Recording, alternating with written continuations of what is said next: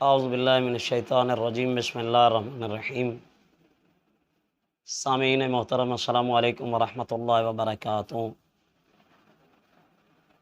آج میں آپ کو رسول خدا صلی اللہ علیہ وسلم کی ایک حدیث بتانے جا رہا ہوں جو اللہ کی عبادت اور اس کی معرفت کے اعتبار سے ہے کہ نبی اکرم صلی اللہ علیہ وسلم حضرت محمد مصطفیٰ صلی اللہ علیہ وسلم نے فرمایا، اللہ کی بارگاہ میں مخاطب کر کے، ما عبدنا کا حق عبادتک و ما عرفنا کا حق معرفتک، پروردگار جس طرح تیری عبادت کا حق تھا ہم وہ ادا نہیں کر سکے، اور جس طرح تجھے پہچاننے کا حق تھا ہم وہ بھی ادا نہیں کر سکے۔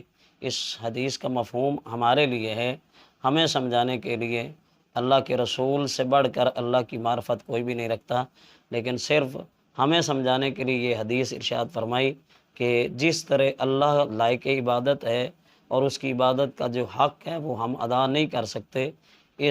یہ حدیث ہماری زندگیوں کو درست کرنے کے لیے اور ہماری نصیحت کے لیے، تاکہ ہم اللہ کے بندے بن جائیں۔